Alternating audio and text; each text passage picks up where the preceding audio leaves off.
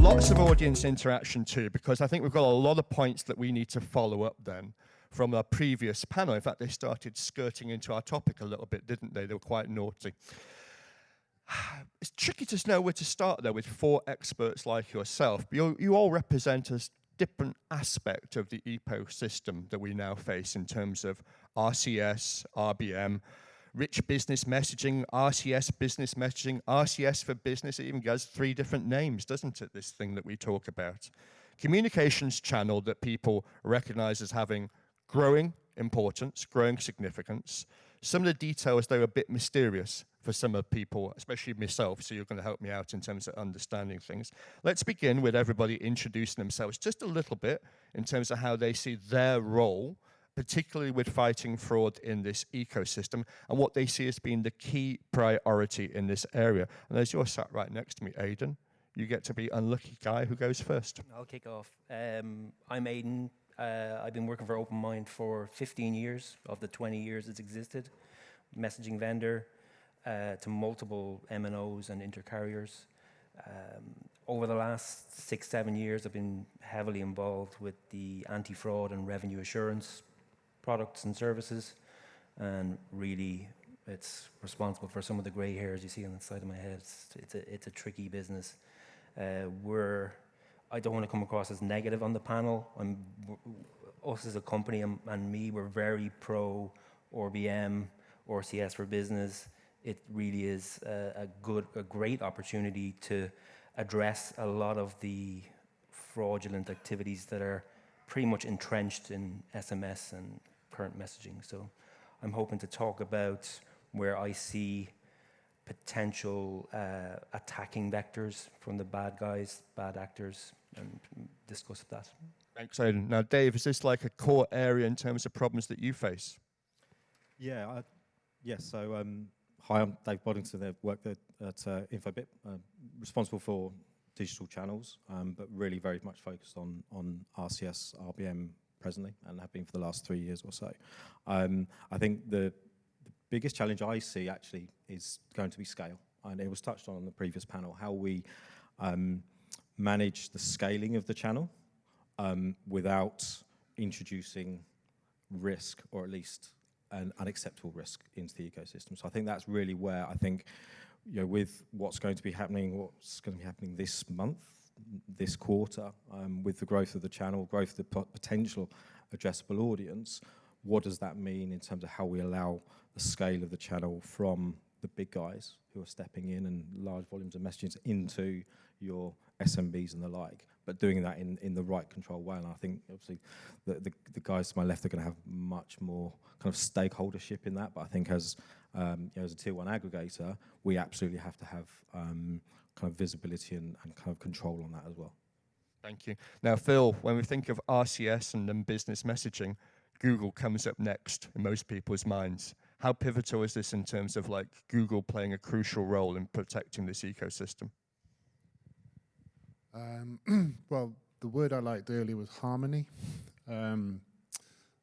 By some route, we found ourselves with one global platform, the ecosystem, over the years. It's had a very troubled past, but it's all converged around one platform, one set of processes, baseline processes, not optimal for scale yet, but baseline processes, one set of tooling, and this ability to for a brand to actually launch in multiple countries is now perfectly possible. It also gives us insight into issues that might occur in one part of the world, and we can address them globally. So it's a very unique opportunity that we find ourselves in, one that we're very, very keen to work with partners to see how we can evolve that and solve some of the go-forward issues that we've discussed here today. And Claudine, you're at the hard end in terms of your business has the relationship with the person who's at the very end, who therefore maybe gets scammed, and therefore in the mind of the public, the mind of legislators, it's your company's brand that gets associated, though things came before you. How does this affect your priorities in terms of what you're looking for from the industry? Thank you for pointing that out to us. Yeah, I think we're in a position where often, we talk in our ecosystem about creating a frictionless experience, particularly, user experience, CX partners and what have you. And whilst we want to make it slick and timely and to expedite the onboarding of all these services, I think we need to be mindful that if you create something that's entirely frictionless, you lay it open to problems, to challenges around fraud. So one of the key things that we're looking at is how we keep the friction in the right places, how we enable those SMB, sort of the long tail of messaging, not so much the big enterprises that we, through partners like Infobip and Cisco WebEx, that they have those direct relationships with. But how do we ensure the processes are in place and the verification is there to protect all of our consumers as a network, but also to allow these brands and to take advantage of a more secure way of messaging. So, it's a fine line. So we have, and I think Ellie mentioned about the great job they're doing in Germany, where the networks are aligned. We have a similar cross-network operator forum in the UK, where we address all of these points, and we do work quite closely with Google to say, okay, as Phil said, what's working, what's not working, how can we tweak it, how can we improve it, but without losing that verification and validation that's so important to our channel. Absolutely, absolutely. So Sorry, I was just going to build on that. Yeah, please. Let's be free. It's a really important point, I think, for where we are now in the ecosystem. There's if not now, there will be coming an inflection point, or to a certain extent. And I think that having that friction in the right places is really important. It was touched on earlier.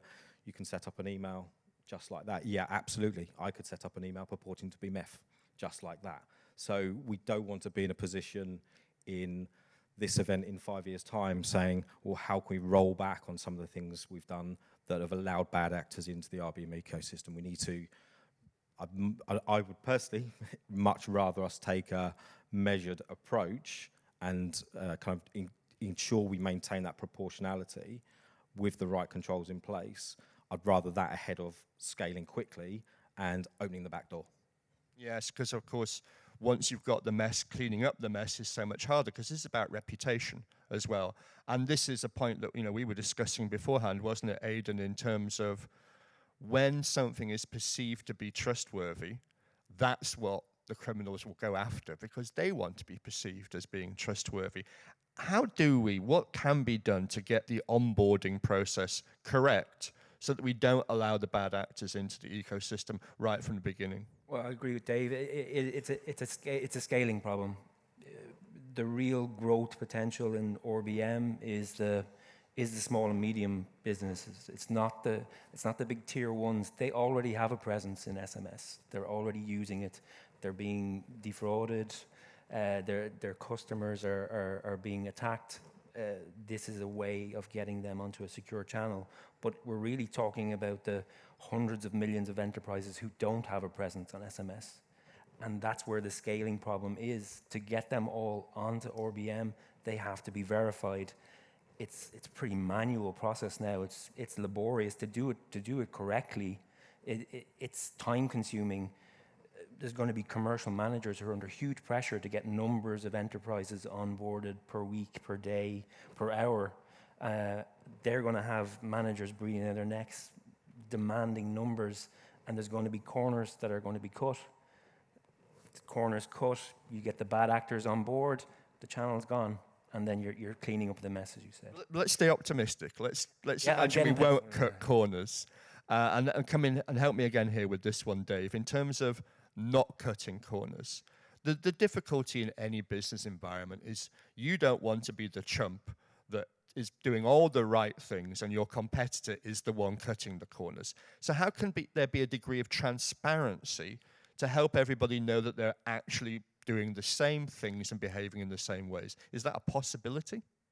I think there has to be. and Phil touched on it already, the fact that there is a consistent standard baseline across markets, across carriers, I think is really important. So, yes, absolutely, certain carriers in certain markets, certain regulators, etc., do have additional requirements that are required, that are needed to be provided as part of that onboarding.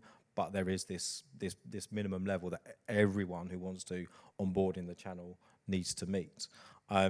Transparency is, I guess, one of the cornerstones of the channel, and how we ensure that there is that transparency, particularly at that registration onboarding stage, so that the carrier knows who they're allowing into their network.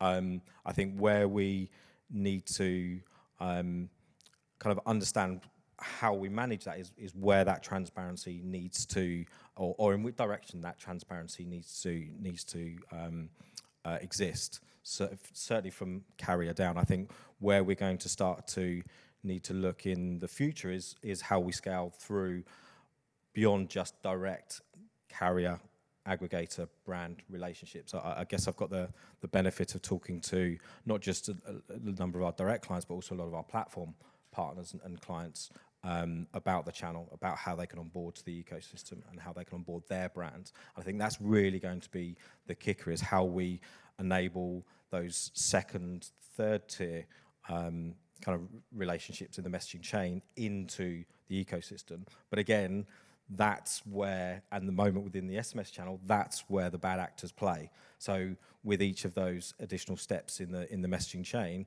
becomes a degree, a much more increased degree of risk. So I think that's the problem the ecosystem needs to solve, and I think it's important to, from my perspective, to be addressed at an ecosystem level, whether it be carriers, Google, GSMA, the players such as ourselves, as well as regulators and the like. I think we need to have that consensus to how it's addressed. Consensus is tough to achieve, and I think, you mentioned SMS, but I think we could say the same thing of voice too. It's always this fundamental generic problem of the greater the number of steps from the origin to the person at the end of the line, the greater propensity that there could be a dilution of controls, that bad actors can get into this.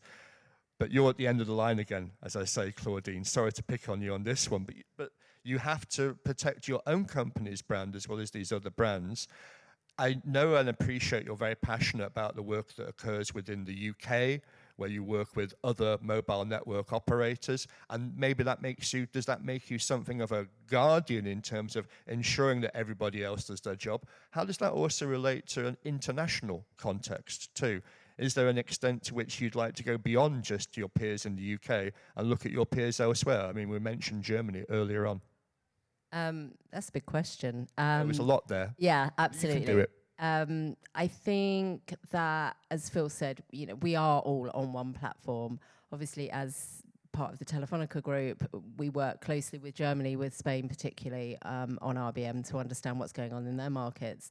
And I think information share, as a result of RBM and the activity there, is a lot better between the carriers in the UK. We do have the cross-network. And when a permission form comes in, a verification form comes in, a launch form, whatever you want to call it, that comes to all of us in one go. We're all on the same email. It's one email address in. And we get a lot of feedback from the team at Google as well. So as Phil said, I think that does filter out. This is going to be an iterative process. As the channel grows, as more brands come on, we are going to take those learnings. And I think that is a very, that's something we're very clear about as a group of operators. And I don't want to talk, I don't want to talk on behalf of the other operators, but as a group and as a sort of mini carrier ecosystem, if you like, we are very passionate about getting it right. And as Dave said, it'd be great to just go, brilliant, we've got hundreds of millions of messages out there. It's fantastic. Look at how great RBM is. But not at the expense of getting it wrong. And we've learned, I'm talking on behalf of, in my role at O2, we've learned a lot of lessons on RBM. We weren't a network that went with Google straight away. And from a visibility and transparency point of view, working with Google so closely over the last couple of years has been very helpful. I don't know if that's entirely answered your question or not. Well, we're here to have a conversation, which of course can include the audience. I don't mind if people want to ask questions and interrupt at any point. I'll always be on the lookout for hands. They're not reacting, but they'll shout if they want something. Now, again, Google got you. Claudine's setting you up here in terms of the next question here, Phil. You know, the importance of Google to the ecosystems, the importance to the role. Is it a burden to you in terms of you've got to get it right from the very beginning and got to be seen to be getting it right from the very beginning? It's not so much a burden, but it is a responsibility. You know, we have to listen. I think it's important, again, to dwell on some of the advantages of having one platform. Regardless of where you sit in the value chain, regardless of whether there are many aggregators between the origin and the destination, they all have to be registered and verified on one platform. And that's very unique. The carrier has ultimately the responsibility to check it off and say, yep, good to go. But we do have that, that level of integrity which is unparalleled. And so pretty confident that it can extend to address the scale issues going forward, but we've got to make sure the foundations are right. And then by working with our carrier partners, Germany, UK, and the more advanced and progressive countries, we can provide more advanced tooling to simplify that. So that's, again, one of the unique advantages.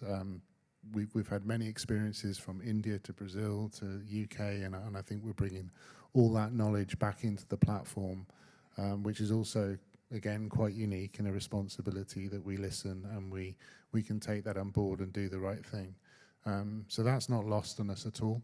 And I think I'm very encouraged by the partnerships that we have around the world and how they want to take this forward. You mentioned India there, and I was just intrigued because Ellie mentioned India in the previous panel too. Has there been a degree of learning experience from looking at how they culturally as well as technically have tended to do things, and of course Google's experience with RCS for business messaging in India? I think India is a very testing market, and I think probably our biggest lessons were learnt around fraud in India. We did make some mistakes a few years ago, and I think that's really hardened our approach going forward. We're also very familiar with what the regulator's done around SMS, and the regulator's been very open about how that's currently failing as well, and is only limited to domestic traffic. You have to remember that. Whereas again, RBM has this potential to, and does, serve international and domestic traffic through this one process, one set of tooling. So again, one of the unique properties that we have in this ecosystem. So yeah, we do take those lessons, and I think India is probably one of the most testing markets that we are operating in and continue to operate in and learn the most from. And sorry to keep on the theme, let's be positive.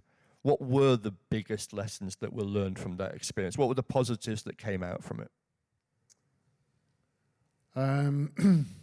One was onboarding friction. The idea that in India you can go to one carrier and you can launch across all to all users across the market. So you had multiple buy-in doors. You can go in through each respective carrier. They can approve something and you can send to anyone. And that model is live with RCS business messaging today. So that's something that we inherited. It's only operational in India, but it has a huge advantage in that you're not beholden on one carrier participating or its process. You almost have a freedom of choice. So you can choose the best pricing, the best process, the best tooling, and that's the one that you could partner with to launch for all users in India. I think that's one of the most innovative things we've done. So you're not reliant on just every carrier participating. And that's similar in some SMS markets as well. You know, one carrier takes that responsibility for the whole market. Other carriers are just happy to pick up the wholesale termination fee. And so that's an effective model. In other markets, they want more control. Every carrier wants to have their say and approve what goes onto their network. So we're flexible and agile. I think that's one thing. There is no one size fits all. And I think in the early days, we were very developer-centric, and so we opened it up to everybody. So if you want to test the extreme of frictionless, we did that, and we had an enormous amount of fraud and scams appearing on the channel. So unfortunately, we had to shut it down and restart it with the rigor that we're all discussing here today. Well, thank you for being honest about that. It's a difficult thing to say, but we don't solve problems unless we start by admitting those problems. I'm bringing in Claudine back in again. In terms of like that openness and the leadership and the different models, is it easier that the mobile network operators get together first, or be very loud in stating common expectations, or is it essential that there's always going to be some kind of give and take in terms of who sets the boundaries? I mean, how easy has it been in the UK for you to work with your peers, Claudine, in terms of coming to a common expectation for what you all want? I think it's been a success. I think that is something that I'm proud to be part of, and I actually think we do a good job.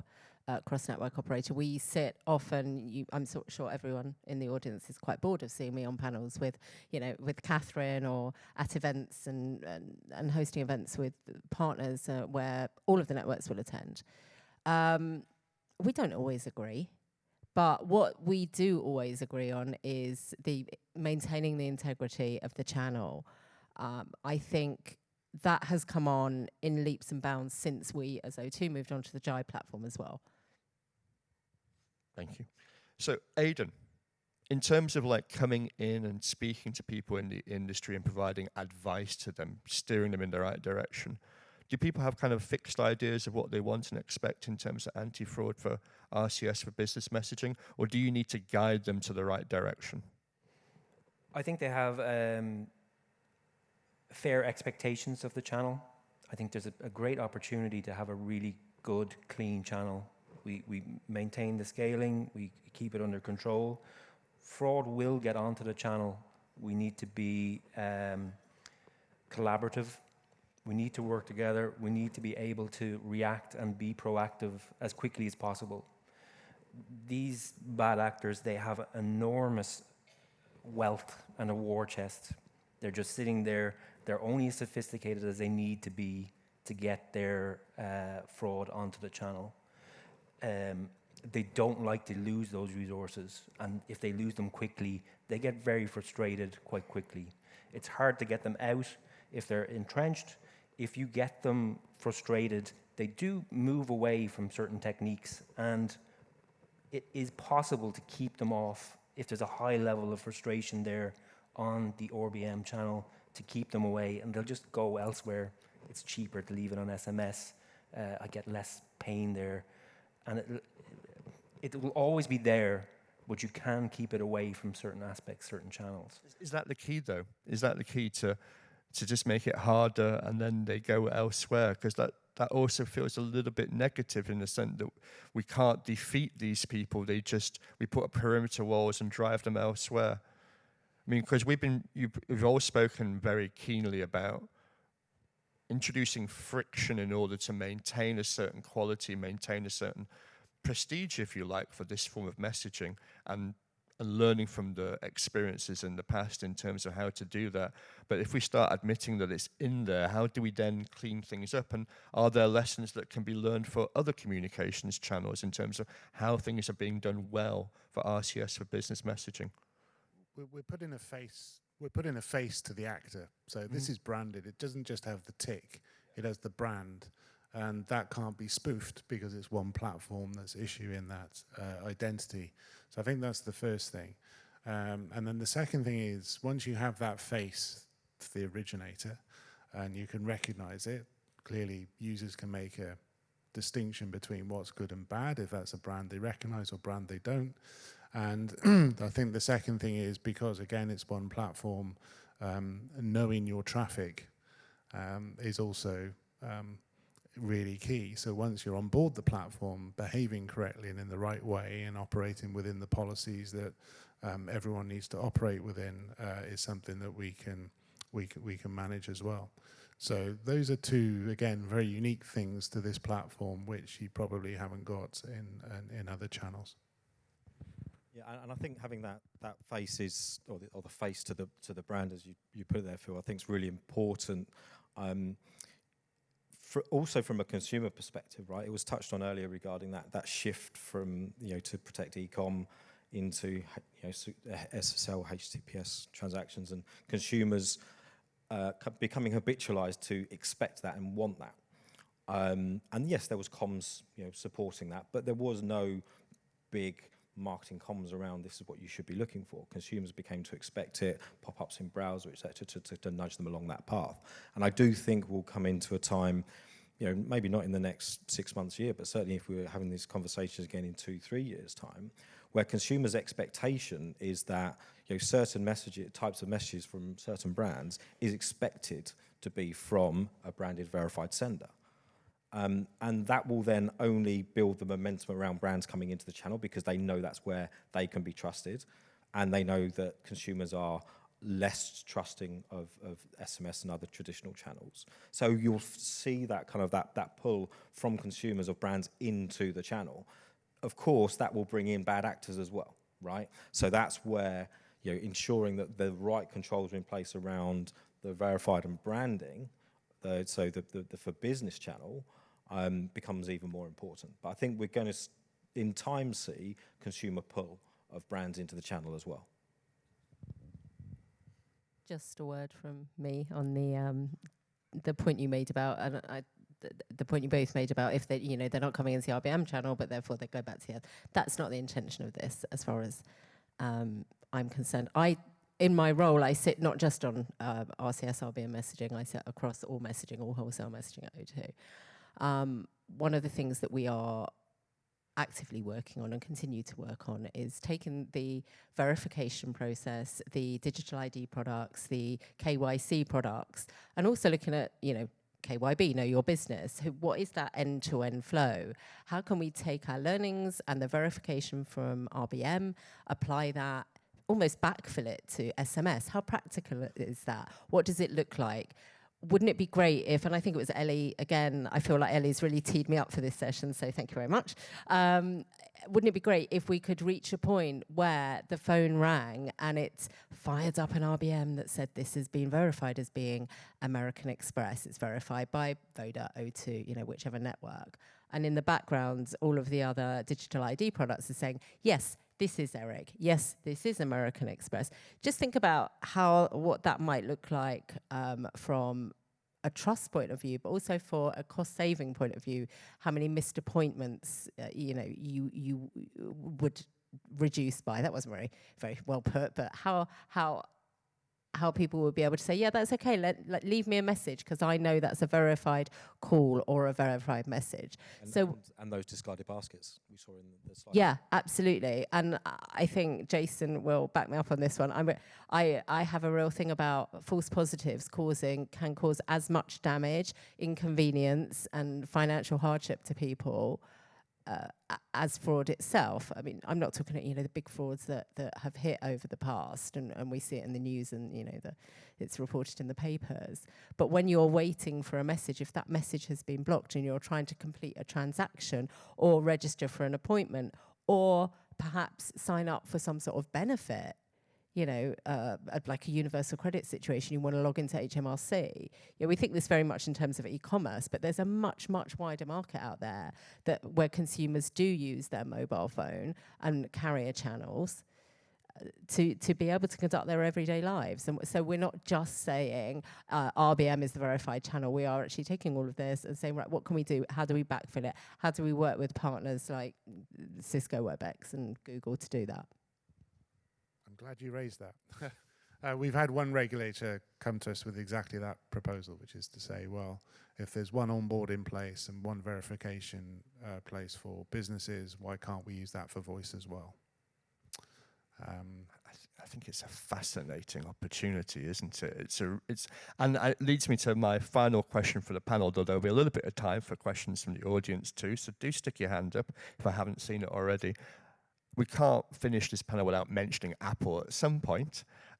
Does this, and again, let's be positive, let's finish on a positive note. We can learn something and apply it to voice and improve that domain. Does the fact that now Apple is coming on board with RCS and therefore you can use Apple handsets for the business messaging too, does this represent really an opportunity for step change in protecting the customer, in getting secure brands out to the customer, in ensuring that the communication is safer than it's been in the past? Start with you, Aidan. I don't think I've ever seen the level of excitement when the Apple announcement came out. RBM was the future. We always saw it, but then as soon as Apple made their announcement, the phones started hopping. The interest in RBM services and solutions exploded. Everyone's really excited about it. I think it can only be a good thing. Does it represent a unique opportunity, Dave? It certainly represents an opportunity, yeah. And again, I touched on, actually Phil referenced it earlier, the responsibility, because taking the UK as a great example, circa 50-50 split, we're probably able to address 80% of Android devices, in a year, 2 years' time, 80% of iOS devices. That makes it a channel that's kind of second only to kind of SMS in terms of addressable audience. So it brings with it then the responsibility to ensure that we scale it in the right way. So all it does is kind of emphasize the theme for this panel and this event, really, to make sure we grow and scale in the right way, for sure. Do we have any questions from the audience? Hand up, 2 hands up. It's quite hard for me to see. With Make them fight for who goes first.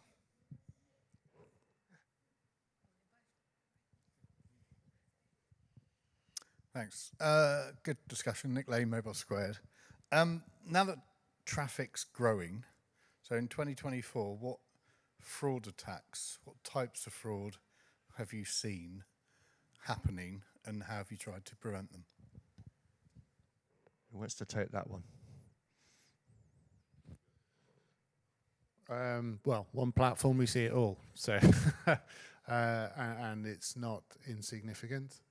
But what we've built, and I've given many presentations on this in the past, is a comprehensive set of server-side and client-side tooling which work in combination to address that. They either catch and auto-block these messages on the P2P channel, so nothing on RBM, because RBM is sort of locked down, so we're keeping that clean. That is how you clean up this world. But on the P2P channel, long number, it's all there. Everything that you would see on SMS is there. However, we have been very effective, and this is from the very start of RCS, and when we had our own client, the client has SMS, it has RCS messaging, and we apply the same tool into that to auto-block and alert users to potential harmful messages. And the numbers are substantial. I think the number I said last year was 2 billion monthly. It's doubled that now.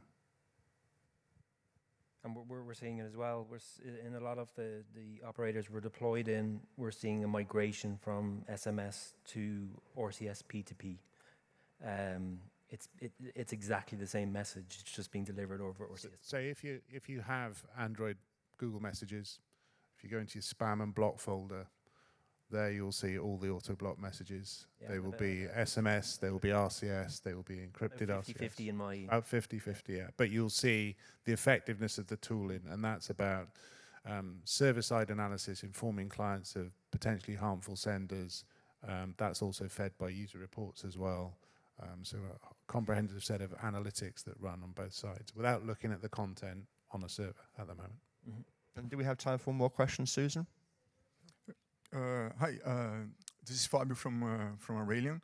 It's a very similar topic, actually, but I want to go to a specific case where when I talk to the mobile operators, they say that the main, well, at least for them, a big problem they see is actually when they see the RBM messages actually moving back to the RCS P2P, and that's a big fraud for the mobile operators, but also jeopardize the brand's name. So is there any specific action being taken around this? I mean, the bypass from the RBM side to the P2P side?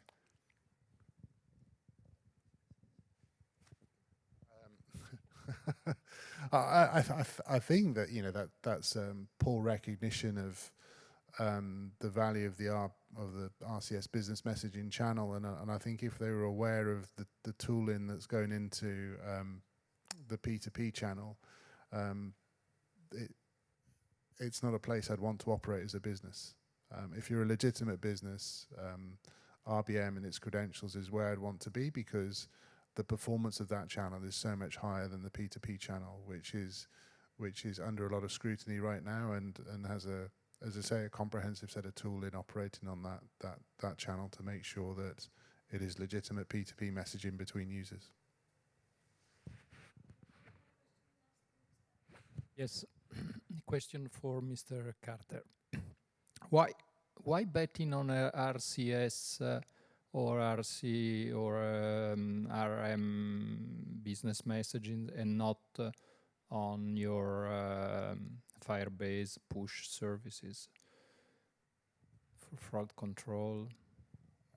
Firebase push services are just that. They're push services to wake up clients to connect to a service.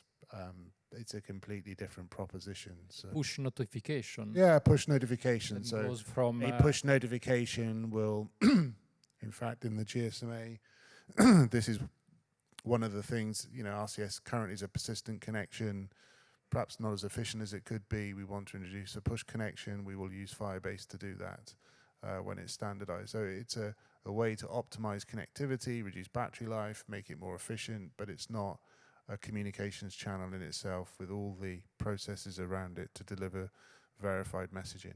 So that's sort of the architecture. Firebase is sort of around these services. It's not the service itself.